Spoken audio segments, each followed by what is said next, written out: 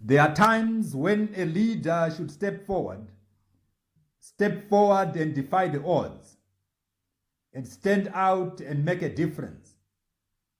The moment David stepped forward to fight Goliath, he was all alone, all by himself. No one believed him. They thought the act that he engaged upon was an act of suicide. For such a man to face the gigantic mass of Goliath, in everyone's imagination, there was no way David would emerge victorious. Everyone was content at being scolded by Goliath and the whole Philistines' army.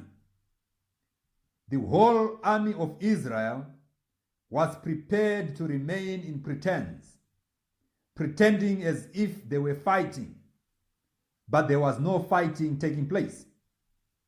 For a good 40 days, they were being challenged. They were being harassed. They stepped backwards in fear. It was amidst such chaos, amidst such fear, amidst the booming voice of Goliath down the valley of Elah, that a young man with deep conviction emerged on the arena.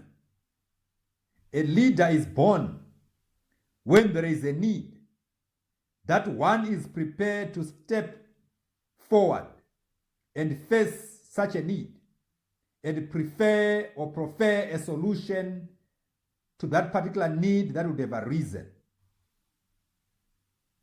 The first thing that David asked after hearing Goliath's challenge was, "What shall be given? What shall be given to the man who kills this Philistine and take away the reproach from Israel?" David didn't want to get involved in a battle without spoils. He wanted a benefit out of his contribution. David's conviction felt that his moment of breakthrough was at hand. The world requires a man with deep conviction, a man with character, and a man with courage to step forward when everyone else is backtracking. For every Goliath of a situation, a David must step forward. When everyone sees impossibility, one must convince others that it can be done.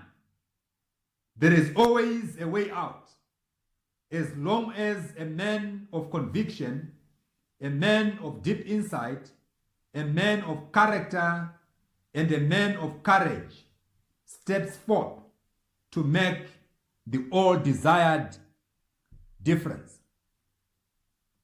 Every conviction by a leader has some supervening and restraining forces that emerge. It is unfortunate that some of the worst discouragements will always come from those people who are close by. Eliab was David's eldest brother. The moment Eliab heard about the intention of the young man to face the giant, Eliab was quick to question David's sanity. He was so angry to the point of asking as to with whom David had left the father's sheep in the wilderness. Eliab was worried about the sheep instead of thinking of the 40 days that they had been mocked by the voice of Goliath. David had such deep conviction to the cause at hand that he responded to his brother Eliab, "What have I done now? Is there not a cause?" Every leader should get to a point where they ask such a question: what have I done now? Is there not a cause? There must be a cause which you must rise up unto, a cause which you are prepared to face. What separates great leaders from the rest is always a deep conviction to address a particular cause which is negatively affecting humanity. One would have thought also that Saul was going to be excited, that at least someone was prepared to face Goliath by the name of David. Instead, the king told David that he was too young, that he was too youthful, that he was inexperienced. Saul thought that impact was more about one's number of years of existence or one's number of years of service. There are many people with experience, but nothing to show for those years of experience. The Israelites' army had many such individuals who were prepared to be scolded each and every day by Goliath. There are many such leaders in our generation, men and women who are content to hold positions, men and women who are worried about the perks that they get, men and women who are worried about the popularity that they have. Yet, there are so many issues to be addressed. A leader with hands-on experience from the pastures plus deep conviction cannot be beaten. David didn't have the particular experience they wanted, but he had deeper experience. The experience that he got from the pastures, the experience that he got when he killed the lion, and the experience that he got when he killed the bear. David could not be discouraged by someone's authority, the authority of the king or the authority of the bigger brother. It is always easy for one to lose focus, probably because someone with an influential position has said out a negative word or has discouraged them from doing that which they feel they must be in a position to do. Conviction and competence are more powerful than any instruments of trade that might be given unto anyone. David was not worried about the armor nor the weapons. He chose what he was well versed in, the small stones and the sling, and above all, the conviction that he had.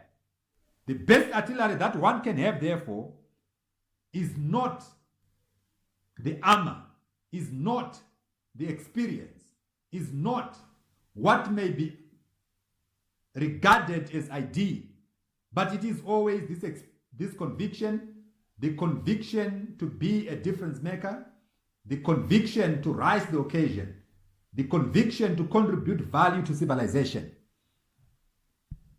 When David stepped forward, the next hurdle to his conviction stood in the form of the competition. It stood in the form of the gigantic mass of Goliath. What David regarded as weapons of warfare, Goliath mocked, calling them sticks. David's conviction was given another blow when Goliath spoke of throwing his flesh to the birds of the air. People always have words to say. And if your conviction is not strong enough, it is very easy to succumb to the pressure. Not with David, though. He stood his ground through and through. No amount of discouragement could move him an inch. The young man with conviction won at the end of the day. It doesn't matter what people think. It doesn't matter what people say. It doesn't matter what goes on in their minds.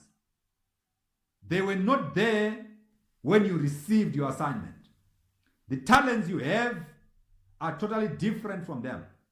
The solution provision that you carry is specific unto you, and you are the ideal person to offload that specific provision to the world.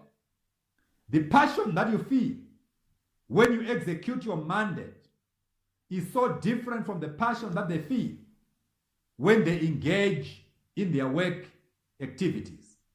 Be driven by your conviction. Discouragement will always come. It comes countless times. It comes on your path to greatness. Such discouragement can come from anywhere. It can come from everywhere. It can come from anyone. It can come from your family. It can come from your associates. It can come from the competition. It can come from someone who is in authority. It doesn't matter where the discouragement is coming from. Ensure that the conviction is bigger than the discouragement. A great conviction can stand any restraining force unto one's destiny.